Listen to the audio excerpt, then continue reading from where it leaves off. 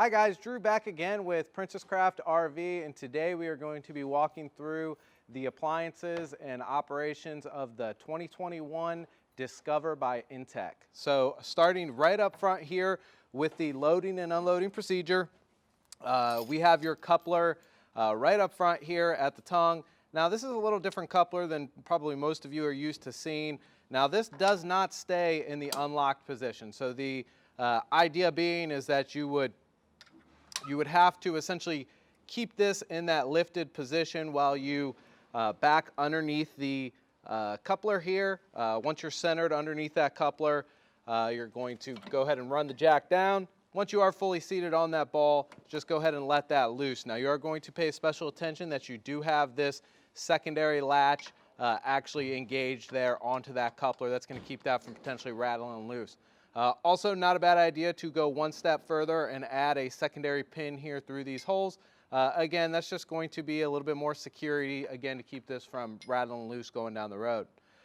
State law in Texas is that these tow chains do need to be crossed underneath the coupler, as well as it is illegal for them to make contact with the pavement at any time. So make sure you're skating that line of having enough room to make your turns left or right, but not so much room that they may make contact with the ground.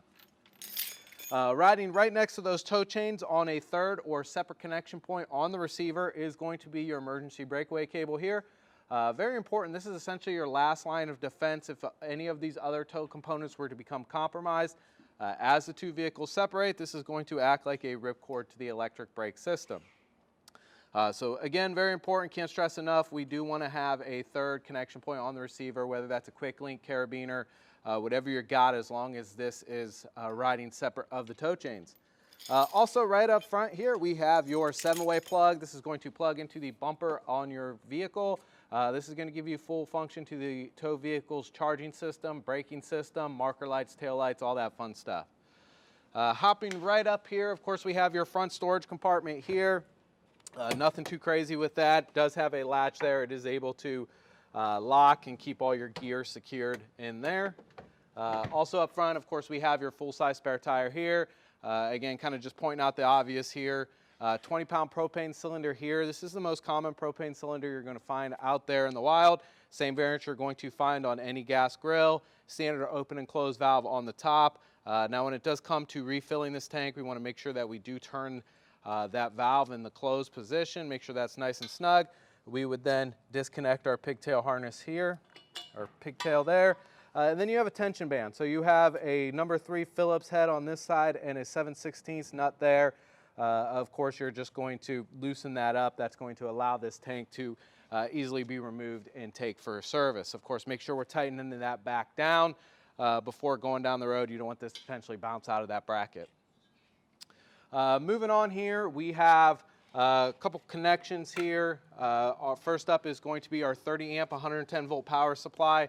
Now if we take a look at this plug, it is only going to plug into the camper one way. You have 2 diagonal slots and then 1 L-shaped. As long as we line everything up properly, it's going to plug straight in. From there, we're going to give it an 1/8 inch turn to the right here. That locks it in. Then we do have a secondary collar here to screw down and make sure that connection is nice secure. It's not going to get pulled out or, disengaged. Right beside that, we have a cable satellite inlet. So that's just a standard RG6 cable fitting that's going to pass through to the inside of the unit if you want to feed either a park cable service or an aftermarket satellite package into the unit. You can easily do so with this port here. And then right beside that, we have a standard portable solar port. This is essentially just a direct connection to the battery. What this would allow you to do is supplement the unit with a portable solar panel, make your connection here. Essentially plug and play. Most of those portable panels do have the charge controller built directly into the panel. That's going to kind of be the brains behind the operation. Essentially all you have to do is make your connection here. Of course, directionalize your panel to the sun, and it will take over from there. Dropping down below here, we have your water ports. Of course, this one here on the left is going to be your potable water. That's what you're going to be using if you're doing any off-grid or boondocking. We are going to stick our hose directly in there. We're going to fill that up until we are satisfied. And to pressurize the system, we do need to use that onboard water pump, of course, to draw that up from the tank into the fixtures. Now, if we're staying in the capacity of an RV park or we have access to full-time running water, we're going to use this city water connection. Now, water pressure becomes very important when we do talk about that city water connection. Most of the units that you're going to find are rated anywhere between 50 and 75 psi. So it is very important that we do not exceed that pressure rating. So to help with that, we include a water pressure regulator with your purchase. This is going to regulate that pressure to 50 psi. Now what this does is this hooks directly onto the water source. We want to go ahead and protect our hose as well as the internal plumbing of the unit.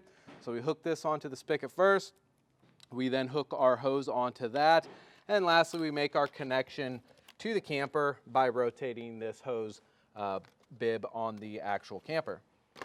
And then riding right beside that, we have a battery vent.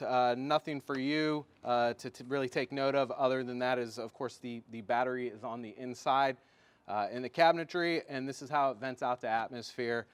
For you, not much you're going to have to be doing here. Now, when we talk about that battery later, it's important to note that it is a lead acid flooded battery. What that means for you is 2 or 3 times a year, we're going to want to go ahead and pull those vent panels up and inspect the water level within. And we are going to refill with distilled water if we do see that water level dropping. So good time to talk about the tire pressure and lug nuts for this unit. These tires are going to be ran at the max tire pressure rating that goes for any camper tire out there. You can find that stamped on the sidewall of the tire in the more traditional location. Also, we can take a look here at the sticker on the frame,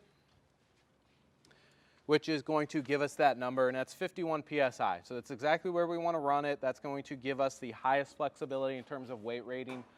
Whether we are completely full or completely empty, that 51 psi is going to be a good number. Now, if we walk back here to the tires, it's also a good time to talk about lug nut torque. Now, these have been torqued down in our shop to 100 foot-pounds. Every manufacturer recommends going through a re-torque procedure. So the first 15, 25, 50, and 100 miles of initial travel, it's very important that we do check the torque on these lug nuts and make sure they are maintaining that 100 foot-pounds. Manufacturer further recommends that at the start of each trip thereafter, we again check and make sure they are maintaining that 100 foot-pounds of torque. Walking around here to the rear, a couple things. We have a vent here. Now, this is open from the inside. It's very important that if you're using this in the capacity of like a toy hauler, you have any outdoor equipment there on the inside, that we do go ahead and make sure we open up these vents to dispel any gases or any buildup of anything like that there on the inside. Also, you'll notice that on this unit, there's stabilizer jacks on all 4 corners of the unit. Now, those are for stabilization. They're not for leveling. Once you are satisfied with your level front to back, left to right, we're then going to run these down. Now, what you have here is an included crank handle, spline drive setup, so that just goes there on the end. You're going to come down and make contact with the pavement and just a quarter turn more just to shore everything up. And again, you're not going to want to overstress these jacks. They're not really meant to be load bearing or anything like that. They are just to help stabilize the floor, keep you from feeling like you're walking around on a couple tires. So again, once we make contact fully, just a half a turn more, again, just to shore everything up. Now, making our way back to the rear, of course, we have this back door up. Before I go ahead and lower that down, I want to make sure that we point out your secondary receiver here. That's excellent if you want to add like a cargo rack or a bike rack here on the rear of the unit, but just make sure that we are taking note of the sticker here and we are not exceeding that 100 pounds max capacity. So just keep that in mind. Other than that, here on the rear, of course, you have tail lights, marker lights, porch light there up on the top, but you have this folding door. What you're going to do is, as long as you're unlocked here, you can just go ahead and lift up on that latch. Make sure you swing that out of the way. And we're going to do the very same thing here on the rear. Now, this is heavy, but it's not too terrible. They do have some struts in there to kind of help, along with the springs there to kind of help you so it doesn't come down on you. So it should be fairly easy for you there.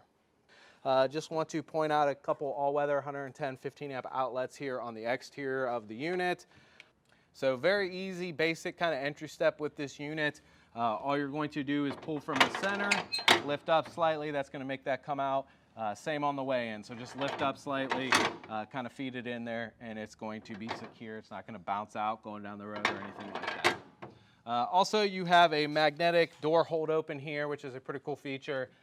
That's going to keep that door from swinging in the wind, and it uses those magnets to do so. So all you have to do is kind of open that up. That not only keeps the door open, but keeps it from swinging back here into the camper. One last thing to note here on the exterior of the unit is there is no gray water holding tank with the Discover. That sink is essentially just plumbed through the floor, transitions through the floor. We have a bucket here to catch any water.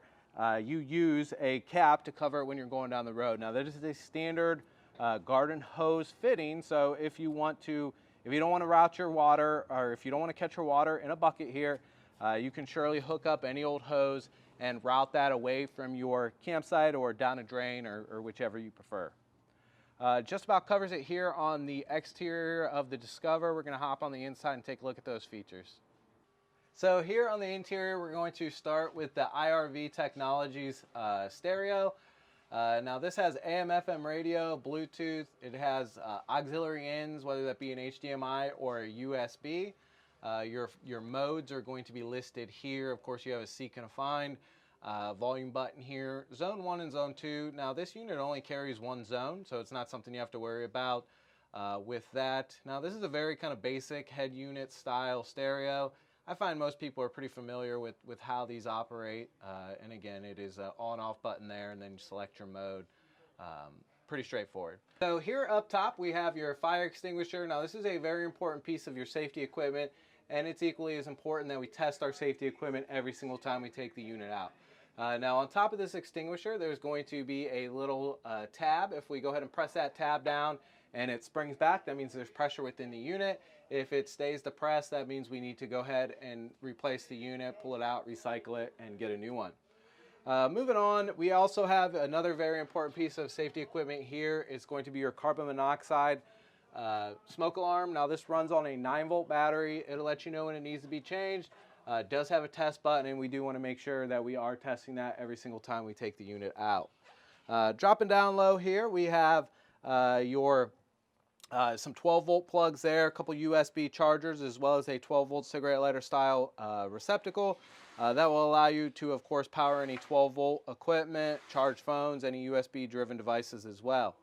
Below that, we have the corresponding RG6 cable jack that we saw there on the outside. Now this is going to, of course, be the outlet of those services. What we saw on the exterior would be the inlet. And then below, or beside that, I should say, we have a battery disconnect switch. That battery disconnect switch is going to isolate that battery from the unit. What that's going to allow you to do is put the unit in storage and not have to worry about any nominal or phantom draws wearing on the system. So very easy to just go ahead and switch that in the off position for storage. So anytime you're storing the unit, go ahead and disconnect that battery. Beside that, we have your fuse panel breaker box. What we have here on the right is going to be your automotive blade style fuses. Now those are replaceable. Not a bad idea to go ahead and pick up a variety pack of fuses, keep them with the unit. If one of them goes bad when you're on the road, you can easily replace it. And then to the left of that, we have your resettable breakers, same kind of variants you're going to find in your breaker box at home.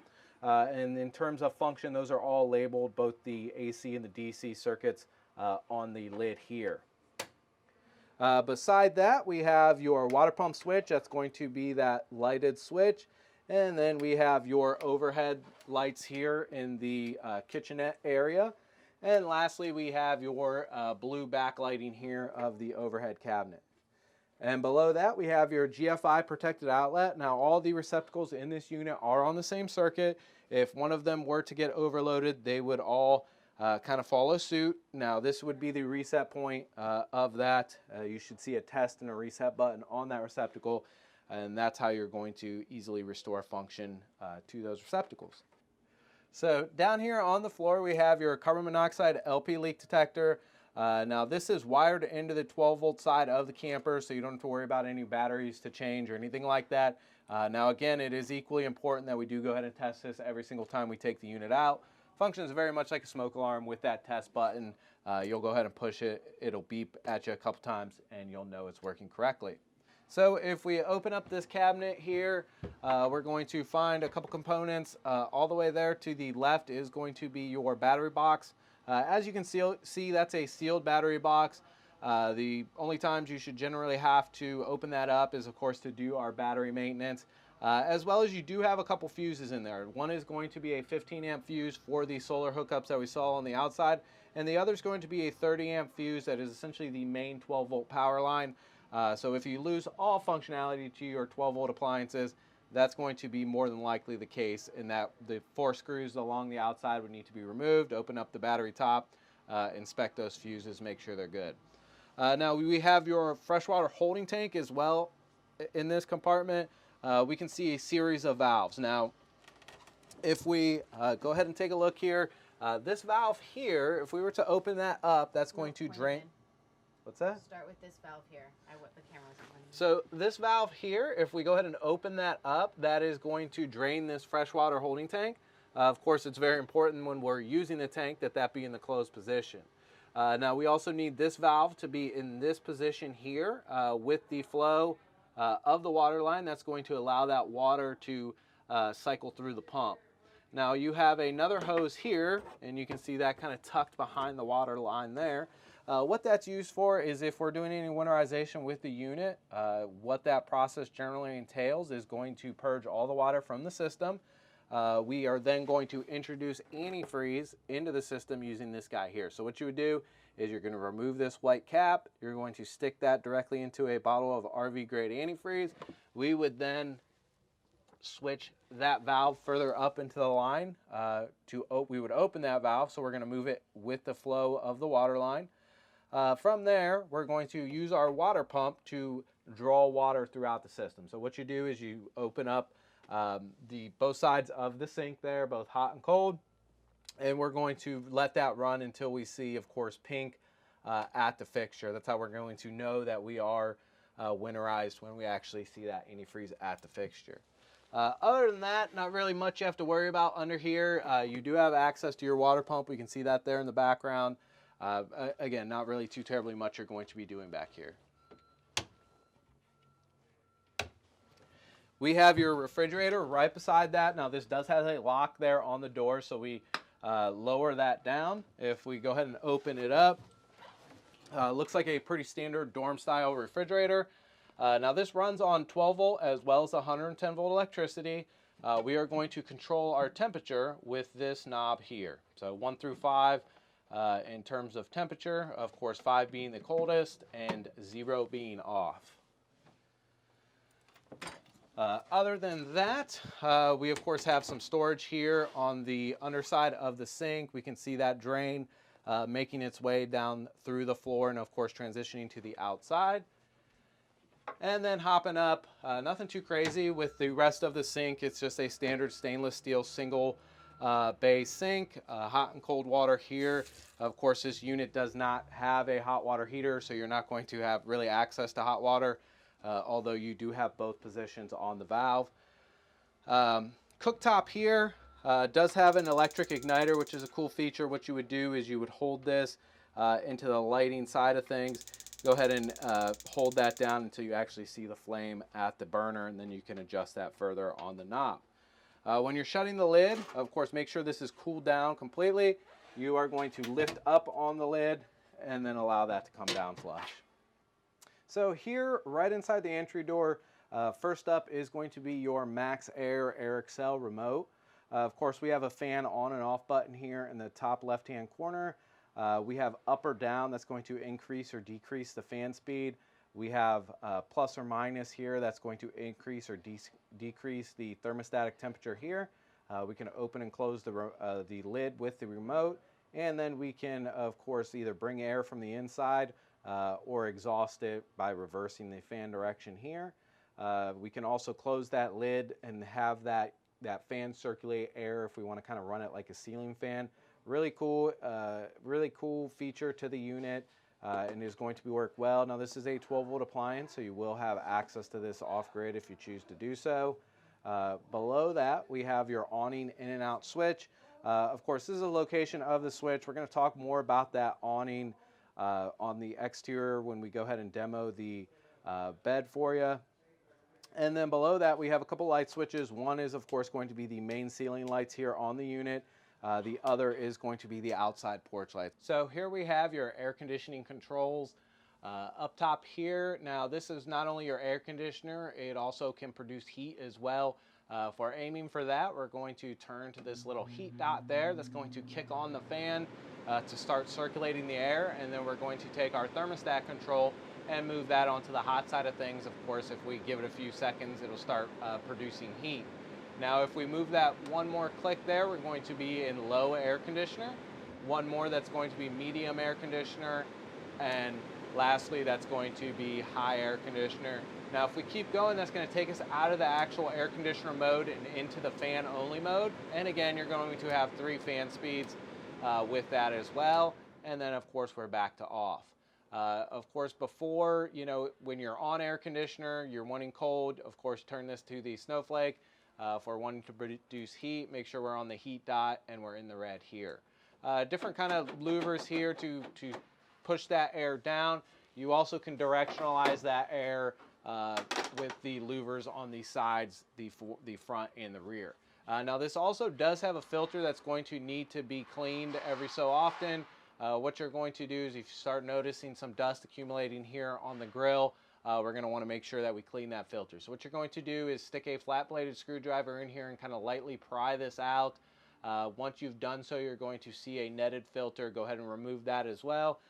Rinse it off in the sink, give it time to dry, of course replace it, you'll be good to go. Here on the rear of the unit, we have a couple light switches. One is again going to be the main ceiling lights there, and then the other is going to be this porch light we have on the top rear. That third brake light is of course not only a brake light, but it pulls double duty and is also a porch light as well. So when folding the tip out in, first things first, you are going to remove the center support. What you would easily do is push in this detent that's going to allow that whole wall to pull forward. Now this just clips onto that bar with a little plastic clip there. You're going to fully remove that bar, very easy to remove. And I like to go ahead and tuck that into the front of that bag there. And you'll want to go ahead and zip this up completely before actually bringing that room in. If not, you'll come inside and your mattress will be laying on the ground here. So once we zip that up completely, we're going to head on to the outside. So with that center bar removed and everything zipped up on the interior, we're going to come out here to the exterior. Now this process is definitely easier with 2 people, although it is very doable with just 1. You're going to start by lifting the skirting up. Make sure that's not going to get in our way at all. What I then do is I pick a side and I tilt this up, and I start by tucking that side in, making sure we're not going to pinch anything. And then I still keep this kind of held up into that cocked position. And then I just do the very same thing over here, making sure nothing's going to get pinched. And check on this side one more time. And once we've done so, we can come over with our latches here. Now you're going to put a little bit of pressure there to compress those seals. And then we're going to do the very same thing here on this side. And you're going to, of course, do that on both sides, and the tip outs will be stowed away. So here we have the awning extended. Now it's very important that we do not operate it in this extended position without the support from the legs. So to fold those legs out, very easy. You have a thumb pivot here, so you're just going to unlock that there. That arm comes down. We open that up a little bit. That's going to allow us to come down. We're going to make sure our foot is touching the ground there, and then we can lift this up to our desired pitch and lock it back with that plastic tab there. We're going to do the very same thing here on this side. So we pivot it out, come down, make sure our foot's going to make contact with the pavement, and once we are satisfied with our pitch, we go ahead and lock it up. Now very similar to go ahead and stow that away. One thing to mention though, is when we are locking it back, we want this foot to be flat against the metal there. That's going to allow that to come back here into this plastic piece, and that's going to keep things nice and secure. Just about covers it here on the Intech Discover. We hope you enjoyed this walkthrough. If you do have any questions or concerns, please don't hesitate to give us a call. Thank you so much for your time. Have a great day.